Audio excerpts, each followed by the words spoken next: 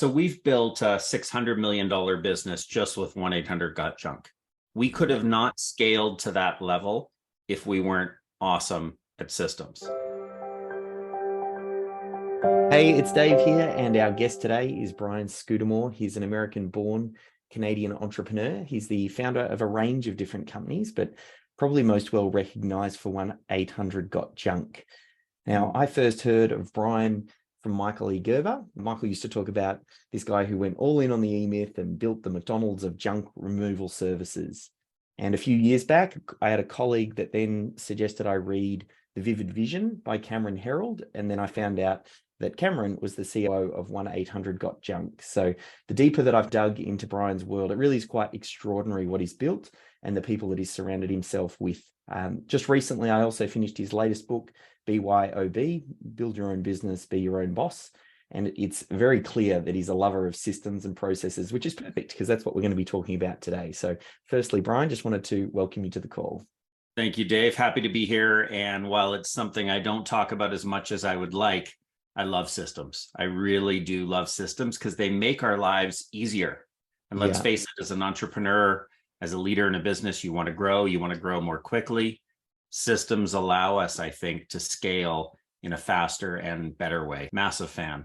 That probably leads into my first question, which is, and you touched on some of it, but I'd love to dig a bit deeper about how you feel about business systems, because I know a lot of visionary founders, they oftentimes don't see themselves as systems people. And I'm curious to find out a little bit more about how you feel about it. I think I was probably born into some systems methodology without realizing it, that I'm very AD as an entrepreneur. I see squirrels all over the place and I got to bring my focus back.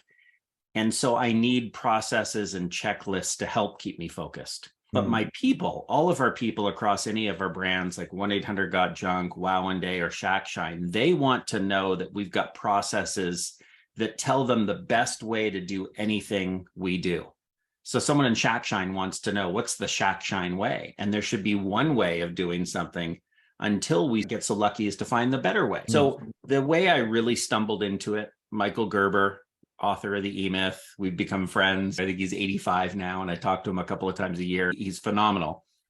And I'm not a big reader, but when I picked up his book, I read it cover to cover in one sitting, and then read it again. And I said, this book will change the course of how I do business.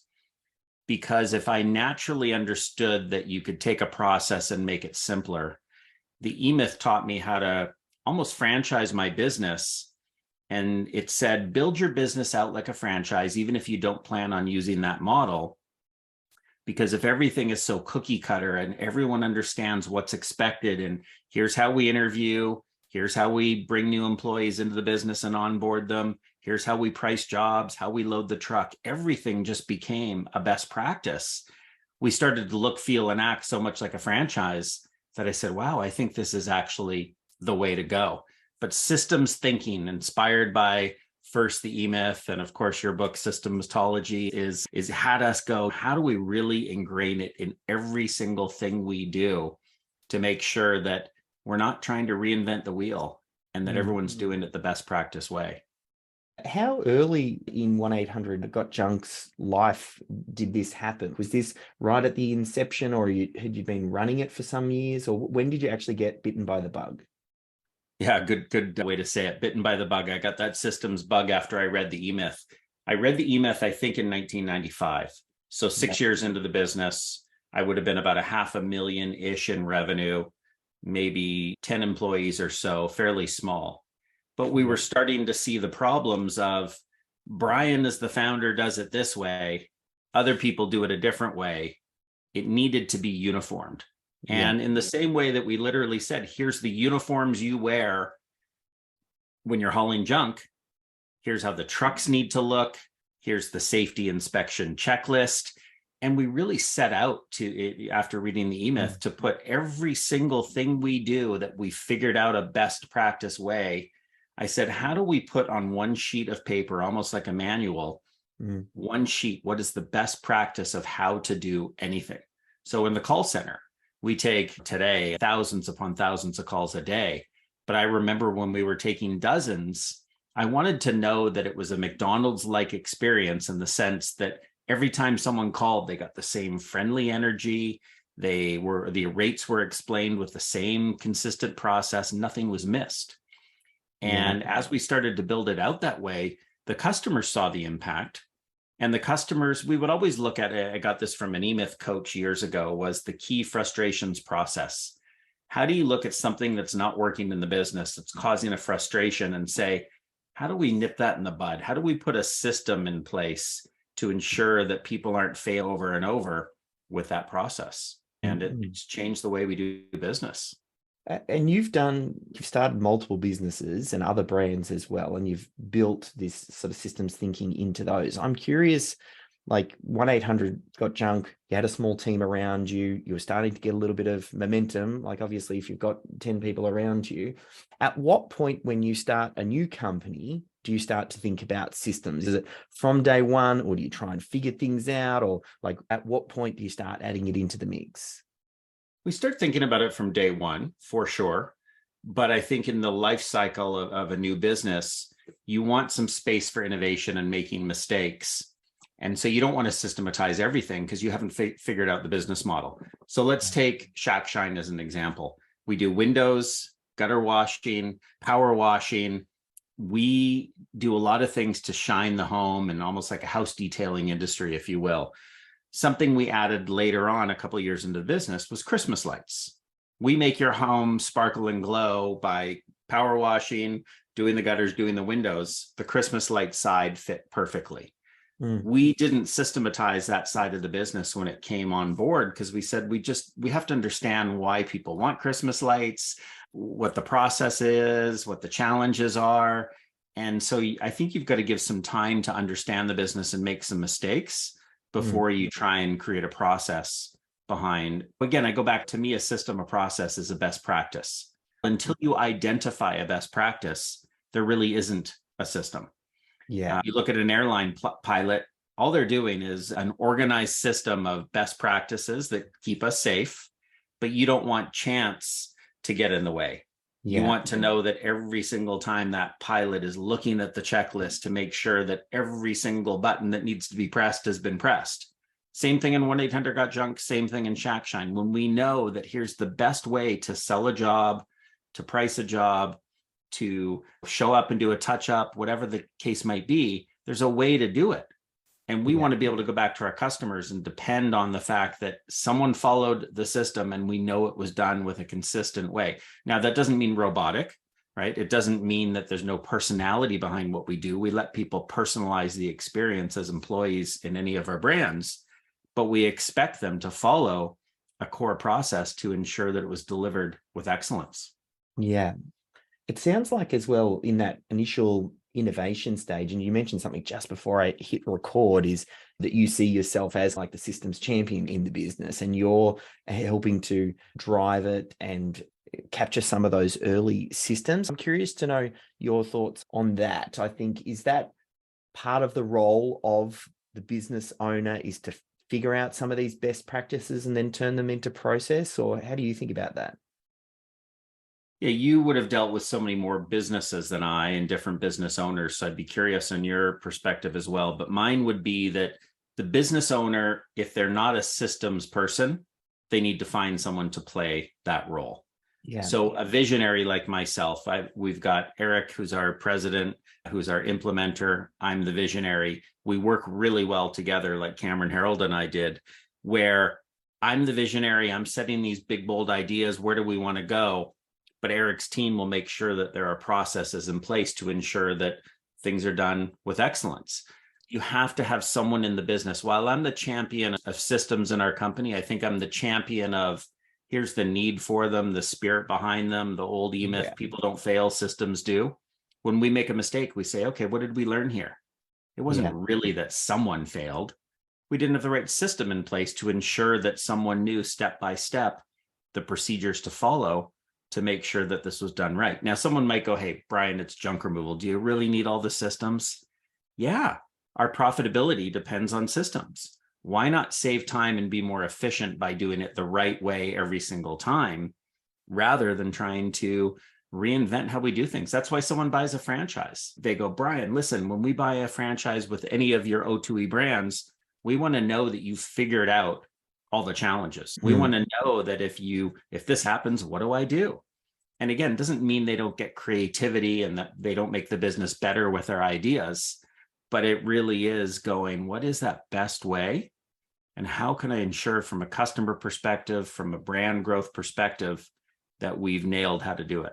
I love hearing the way that you describe and explain this, because just the language that you're using just shows me how deeply this systems DNA is just embedded into your makeup. And it speaks to something that I remember Michael Gerber had said to me, and I'd love to get your perspective, Dave. I remember Michael, I'd sent him a copy of the Systemology book, and in the book, I give the business owner a little bit of an out by saying, hey, you can get the team to help do this, and we try and take the business owner out as soon as possible. And Michael's words were, Dave, don't let the business owner off the hook. Because, and I always, that stuck with me, because the business owner still needs to lead it. Maybe they're not the person who is getting in there and writing out the process and crossing the T's and dotting the I's, but they need to have it in their language and be upfront and tell the team that this is how we do things here. And they need to not be above the law and above the rules.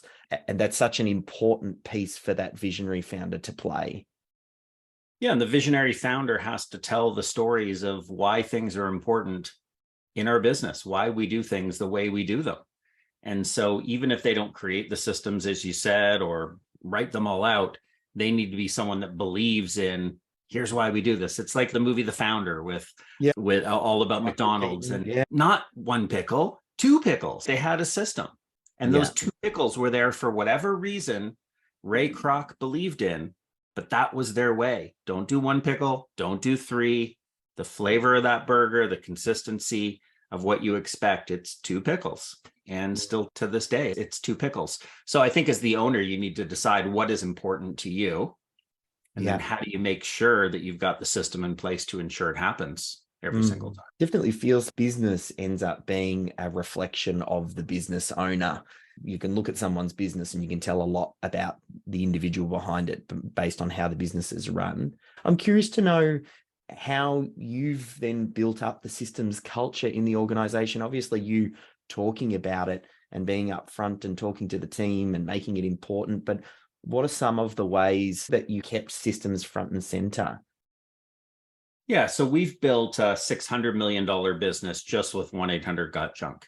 We could have not scaled to that level if we weren't awesome at systems. When I go to any city in North America, or if I'm in Australia and I see our trucks there, they look the same, the uniforms are the same, the people smile the same, like they've got this energy and enthusiasm. So how did we get there? It goes back to 5 years into the business. Around the time I read the E-Myth, I actually fired my entire team. They say one bad apple spoils the whole bunch. I had 9 bad apples of 11. I didn't know what to do with the remaining 2, so I just wiped out the whole company. But I said, I let you down. I started with 2 words. I said, I'm sorry. As your leader, I didn't give you the love and support you needed, the guidance, the direction. You don't believe in me. I didn't believe in you. And I'm sorry this hasn't worked out, but I need to start again. So around that time, and with reading the E-Myth, what I realized is I wasn't the right leader, but I wasn't leading with giving people the systems to be successful. So we did everything from, we started with systems to find the right people, systems to train the right people, systems to keep them great. So every single thing we did was calculated, was organized, had a result that we expected. We didn't always hire the right people, but because we were so intentional about the type of person we were looking for and how to train them, we got organized, and it allowed us to scale. Again, it's no coincidence when we have our big gathering of franchise partners every year and you get about 700 to 1,000 people in a room, birds of a feather flock together. Like they're attracted by this entrepreneurial energy and the systems organization behind what we do and the consistency, because as the champion of systems, it's something I've pushed. And maybe last thing I'll say about this, Dave, is I've really leaned on Michael Gerber's philosophy of people don't fail, systems do. So when someone makes a mistake, it's really easy for someone to go, oh, what a jerk. How did Yeah. this guy do this? He just doesn't care. Hold on, let's look at why there's lots of people failing with that same practice. How can we change it? How can we fix it? How can we put something in place? I can give you a very simple example that this was a real frustration. Is we had our software where we do all our booking and dispatch, and way back in the day it was called JunkNet. And I said, as the owner, it's really important to me to understand every person that calls into the call center. How did you hear about us? How did you learn about 1-800-GOT-JUNK? So I'd get people to there was a field with that they had to fill out, what the answer was. People would forget. I'd remind them. We'd put Post-it notes up around their computer. Don't forget to click that box. Don't forget. I realized everybody, including myself, sometimes would be busy on a call and you just forget to ask the question, how did you hear about us? So we made that field mandatory. We realized that you couldn't actually complete the order without making that field have a choice in it. And once we changed that, we went from 50% success to 100% success. Everybody completed it because you couldn't go further and click and dispatch an order without asking, how did you hear about us? So it wasn't, again, people failing, it was a missing system. And allowing people permission to understand that they're not the ones failing, they're not getting blamed. Let's look for a missing systemic solution. That's what allows, I think, the business to adopt and want to really build out further these best practices. Is there something, characteristics or qualities or something that help you identify upfront if someone's going to be able to follow process? Is that like a consideration, or is there something as you think about it now that you extrapolate and you go, you know what, we look for this and this? As franchise owners, we definitely look for people to follow systems. So part of the interview process when we're interviewing a new franchise owner, we look for where in their past history have they shown that they like instructions, that they don't like to. So I would be a terrible franchise owner. Yeah. The reason I would be a terrible franchise owner is I would want to reinvent it. When I cook, as an example, something I love to do for fun, I don't follow a recipe. I would just throw in some different ingredients. Like one of my favorite things to make is a really good, solid minestrone soup. And what I love about that is it's different every time because it depends what's in the fridge or what's in season, different amounts of ingredients I like to invent. I like to create. Most people, when they cook, like to follow a recipe. So we look at people's personalities and determine, do they like to follow a recipe? Would you rather follow a recipe perfectly and get it right the first time? Or would you rather make some mistakes and innovate a little bit and might not have a great soup the first time, but the second and third, you're like, this is my own. So I think it's a personality thing. We don't care as much about, can someone follow a process when they're in the trucks, when they're at the front lines? That comes out very quickly, whether they can do it or not. We're really hiring more on cultural fit at that level. But as a franchise owner, if they're not willing to follow a system, don't spend a bunch of money buying a franchise, because that's what you're paying for, is partially the proven recipe. And then the support from all of us to hold you accountable to the recipe you want to follow so you can guarantee that you're successful. The systems, the other question I'm curious about, the systems, because you've developed these obviously in 1-800-GOT-JUNK, and then you've started up other brands. Are you finding there are like some of these systems and processes are transferable? I'm imagining, because you mentioned with 1-800-GOT-JUNK, it was interesting. You build it up to 10, then you thought we need systems, then you got everybody back down, got rid of them, then you built some systems in or got some of the culture right, and then you started building from there, which makes me think adding systems in, or at least having the mindset from day dot, is key, because that builds the culture. And you talked straight away about, hey, when you recruit, at least for the drivers and things, you're recruiting for cultural fit. And it's, so you want to get that piece right from the start. And I'm wondering, when you're starting these new brands, if you're able to lift chunks of what you've done over in 1-800-GOT-JUNK and then deploy it into the new business to jumpstart some of those best practices. Yeah, I think one of the things we've done is a high level focus point in a brand is we say, what do we stand for? So O2E, my parent company, ordinary to exceptional. We're taking ordinary businesses like junk removal and making them exceptional through customer experience. What does exceptional look like? We started with, in 1-800-GOT-JUNK early on, before we actually hit this bar, is we said, here's what makes us exceptional. on-time service, upfront rates, clean, shiny trucks, and friendly uniformed drivers. That is our brand. That's what we stand for. Now, how do we make sure that those exceptional focus areas are achieved? What are the systems behind making sure our drivers are friendly and uniformed, our trucks are clean and shiny? We then take those EFAs and we go into our other brands and we say, what's the most important thing? Let's pick Wow and Day as an example. One of the things we shoot for is exceptional communication. When you're going in to paint someone's home and you're doing the estimate, and you're picking colors and picking a paint day and you're painting their house in a day, every step of the way, they want exceptional communication. They don't want to be left in the dark. That's one of our exceptional focus areas. Then how do we put a system in place to ensure that we deliver that? Brand, any business, a brand is a set of promises we make and keep. If we make promises and we don't keep them, we go out of business. If we make promises and we keep them every single time, we grow like McDonald's. It's something, it's interesting. And part of the reason I'm so passionate about systems is I've seen the difference they've made in our scalability of top line revenue, profits, growth of people, and so on.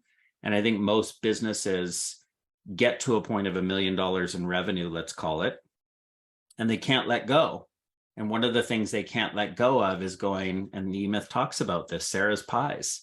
She can't get out of her own way and scale the business. But if she had processes to find the right people, train the right people, keep them great, that's where the answer lies. Yeah, I love that. Have you seen like some of your colleagues and people in your world that are trying to make that jump? And do you have any suggestions for them? Because that is hard for some business owners. Sarah, as we talked about, she's embedded into the business. She knows every part of how to bake the best pies. And to a certain extent, a lot of her ego and identity and who she is, she's built that up. And that's probably the biggest frustration and problem that I'm trying to work on and solve for business owners, because so many people struggle with it. I'm wondering if you have any thoughts on how does someone make that leap? Mm-hmm. It's interesting, Dave. I'd say one of the first things is they just have to jump. Like, how do you make the leap? Just jump. And so something we do that works really well for us is I've got a process that I call going dark. So one of my own personal systems is when I'm away on vacation, I get my assistant to change my passcode on my email and my social media, and I can't check it. Now, she's there to check it. She's there to feed off information to other people on the team if needed. But I'll go dark for a month and I will not check my email, and she will not text and get in touch. I've taken the leap. I've just let go. But what we had to do to get there was I said to Jen, who's just an incredible assistant, is I've said, and she's more of a partner than an assistant. And I said, okay, this is your first time working with me years ago that you're going to see me go dark. Here's a checklist of all the things you need to think about. If this happens, here's who you talk to. If this happens, this is what you do. If something happens that you don't know what to do, here's the person to go talk to. So she very quickly got to create her own systems and understand when Brian's not around for a month, how do I do my job? What is my job? And we partnered on that. So I think an entrepreneur, a small business owner who says, okay, I want to control everything, the worst thing they can do is be on a beach somewhere in Hawaii and pick up the phone and call and check in. Yeah. The best thing they can do is let their trusted team, assuming they found a trusted team, deal with it and learn from their mistakes that they might make. I definitely feel like when you have a discussion with business owners, they start out with this vision of building something that gives them freedom, and then they end up getting chained to the business and they have anything but what they actually wanted. Once you realize there is no other way, if you want to build a business that works without you, you're going to have someone who can step in for you. So like you said, you just have to make that leap. Even if you stuff up the first leap and you fall and you stumble, what do? You get back up again and you have another crack at it, because there is no other way to do this. Yeah. The taking the leap, I really am very literal in that. Just jump. When someone jumps and they go, I'm letting go and I'm letting someone deal with all these problems and challenges, you get to see how that trusted partner dealt with Mm. some decision. Then you get to talk about it. What did you learn? I found all the time that the first couple of days are challenging for someone like a new assistant who then goes, oh my gosh, Brian's going dark. What do I do? But they very quickly build some confidence. They build their own systems. They start to learn and understand how to navigate that. And so in any company, you get people that work 7 days a week running, let's say, Sarah's Pies, when they should be taking a weekend for their family. They should be taking some vacation, but they're not allowing themselves. But if they take that leap and just go, okay, you're in charge, Mr. or Mrs. whoever, you are in charge of the pie shop on Saturday. Here's what I expect. Here's what the goals are. However you make it happen, go for it. And let's talk on Monday. It's liberating. I don't think people start businesses because they want to be chained to them. I think they start them because they want freedom. But as you said, they end up losing that freedom, and they don't have to.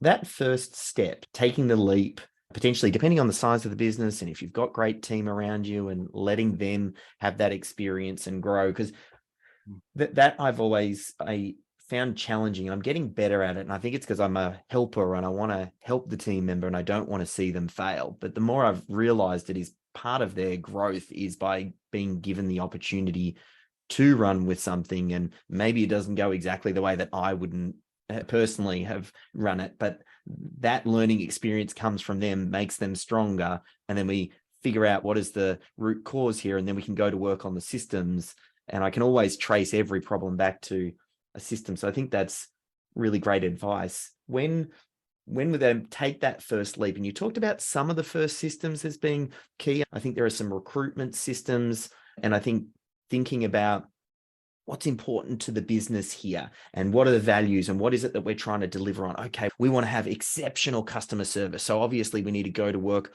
on those customer service systems. I'm wondering, what's your thought process around prioritization of what systems are we going to go to work on? Because there's an infinite number of systems we could be working on here.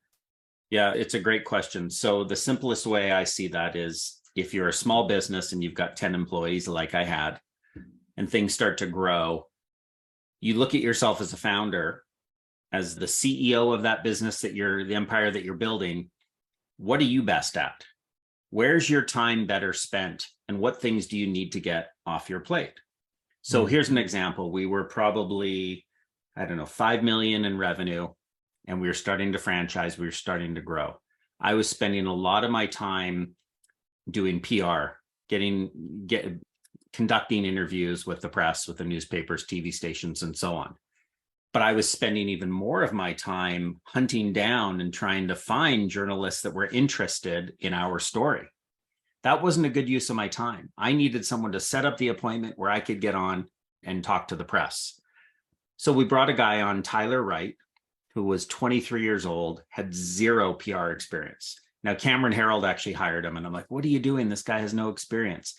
He had all the energy in the world and enthusiasm. We knew he could smile and dial and pick up that phone and pitch and tell a good story. So we trained him, and we had to create the system for the first time of, how does Brian pitch the press? What are the 3 key things that I say? In what order? How do I say them? How do I get results? What have I learned? And we taught Tyler on that. And we were so good and so clear with the instructions given to Tyler that he executed and made a ton of phone calls and got us on the Oprah Winfrey Show. It took 14 months of him pitching the Oprah Winfrey Show, along with other stuff he was doing. I wouldn't have had the patience to follow through for that long to make that happen. We were able to be very specific and tell him, here's what you say. And he was able to innovate in the role as well. But if you're so specific what you're looking for and how to do it as a starting point, you show someone, you teach them. They become an apprentice of yours, and off they go.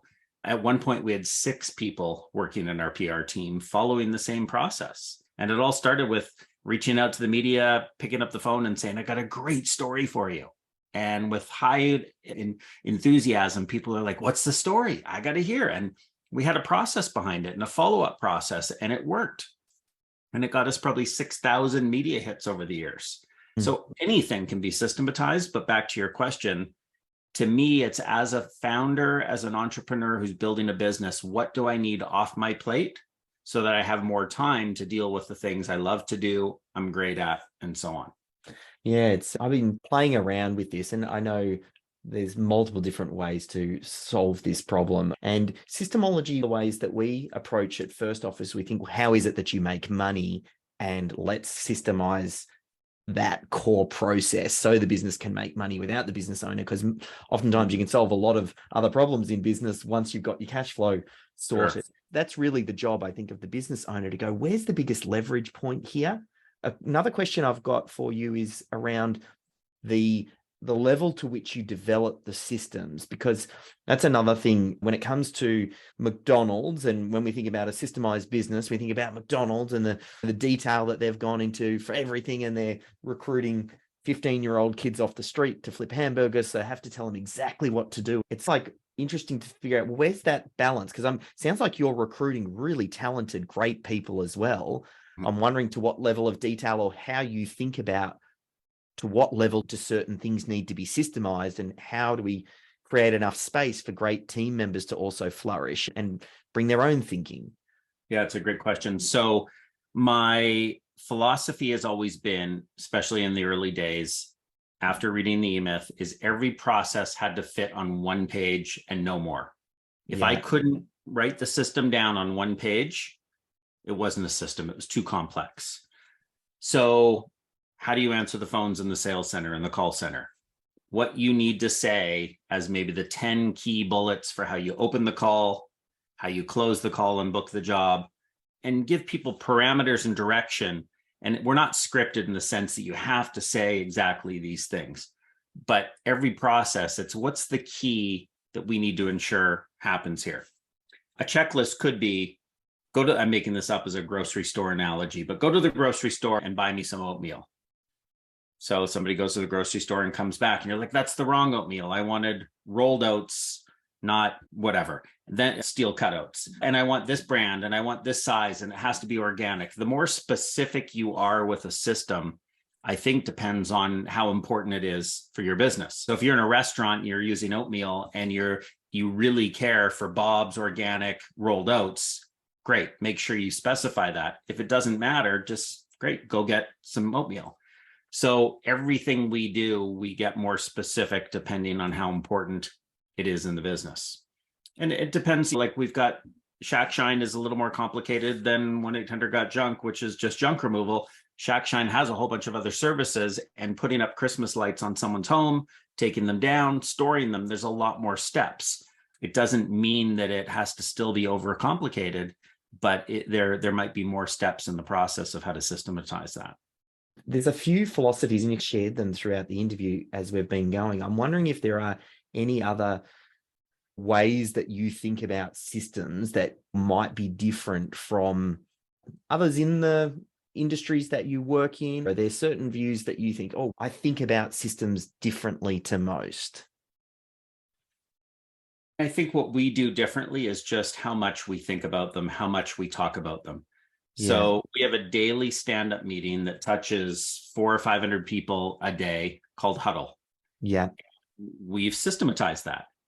So we do it in a virtual environment. Some people are back at the office. A lot of people are on Zoom. You'll get hundreds of people showing up. But in our head office, the Junction, if someone's running it from the head office, they would see the steps of Huddle on the stage below them. So they can look down if they've forgotten the steps. But we start with good news. Who's got good news? Any missing or any good news to share with the entire system? What are the key numbers? How are we doing in our 3 critical numbers for the day? In the news, what's happening in one department? Share that within 90 seconds. So you have different people sharing information, and it all ends in a cheer. It's a 7-minute stand-up meeting, runs like a well-oiled machine. Everyone's different, yet the same amount of time. They're all entertaining. The Huddle master who runs it makes it their own in terms of spirit, has some fun with it, might be more serious depending on the person, but we systematize that. And so what we do differently than I think other companies is we're not leaving things to chance. If we didn't set Huddle starts at 10:55 a.m., very precise. If we didn't have it as a 7-minute meeting, someone running it that day could run it for 15 minutes and it goes over, and interferes with everyone else's meetings. So it depends on how important systems are to the predictability of what you're trying to build, but then giving people freedom to systematize things and not over systematize them, and to have the creative. We've got a lot of creativity in our business, but anyone that would walk through the junction, the head office, is, wow, this is like Willy Wonka's chocolate factory. There is energy and enthusiasm and creativity, but the things that matter the most are really systematized. Yeah, it's funny. You touched on a few things on this call where your things like your recruitment and your onboarding and your customer service systems and your huddles. And they're just a few of like ones that have surfaced up where it's very clearly, hey, these are really important to us. But in the tail end, are there any other systems that are top of mind for you where you're just like, this is important to the way that we do things? Yeah, on the recruiting side, I think that I'm wearing my hat today that says it's all about people. That came from the day I fired 11 people. I realized the company is all about finding the right people and treating them right. So I vowed we'd be very careful with bringing people into our organization. Now, over the years, we actually simplified our hiring process versus making it more complicated. I always felt that hiring was a challenge where people would sit down and, okay, Dave, tell me about a time that you did this and your favorite boss and what was this biggest challenge and your biggest weakness. And they all blend in as just boring interviews. And do people show up giving you the real transparent who they are? And so we said, how do we simplify it more? How do we make a system? What are the 2 questions we need to ask every single employee that we answer in our own minds? And we call it the beer and barbecue test. Do they pass the beer test? And do they pass the barbecue test? We don't ask the person we're interviewing, but we ask ourselves. So the beer test is, would we sit and have a beer with this person? Do we find them interesting, interested, a shared common passion? Can we see them working within our organization? Do they have just that excitement for what we're building and how we're doing it? The beer test is, how would they fit at a company picnic, a company barbecue, if we brought everyone together? Everyone's not the same by any means. We've got lots of diversity of opinions and cultures and backgrounds, but people come together and it just feels like a good house party. So do they pass the beer test? Do they pass the barbecue test? We hire on attitude. We train on skill for most positions. If you need a CFO running your finances, of course, you need some skill, but we still hire on personality. And this helps us get to the core of, instead of interviewing with all these crazy interview questions, just sit down and get to know people. My favorite interview question is, so what do you do for fun? And you get someone to open up and really talk about what they do for fun, and you push a little bit and you just get to know who they are as a person and hear what they're passionate about. Sometimes people light up talking about their passions and what they do for fun. That's the energy we want. And the beer and barbecue test is a simple system to ensure that happens. I love that. It's funny, a few things in business when I started, I didn't think about as much. And it's only after years I've started to realize how important they are. Things like getting your values right and figuring out your vivid vision and getting the right people on board. And it's only kind of the longer you're in business, the more you start to realize it's not airy fairy. This is, you get that stuff in place because it breeds the culture. And that's come up as a theme throughout this, getting the right people and building that right culture. Yeah, just wanted to thank you so much for the call today. I feel like, yeah, we touched on some really key insights for people. If they want to learn a little bit more about you, I'm definitely going to recommend they read your book, BYOB, and you can just jump on Amazon and grab that. Is there anywhere else that you might suggest people find out more about what you're working on? If they go to brianscudamore.com, that's my own personal website, which links to all of our brands, Wow and Day Painting, Shack Shine, 1-800-GOT-JUNK. I love nothing more than being a part of watching people grow, creating businesses for themselves, better systematizing their businesses. We love what we do. I'm so grateful to do what I do every day as an entrepreneur, and always love hearing from people if they ever want to reach out, if something connected here, and they can find me at brianscudamore.com. Fantastic. Thank you. I love the fact it just feels like you, regardless of where you are, what you're doing, you're leading by example, whether it's to your team, whether it's to other entrepreneurs, and it just shines through in all your work. So thank you very much for what you do. Thank you. Thank you.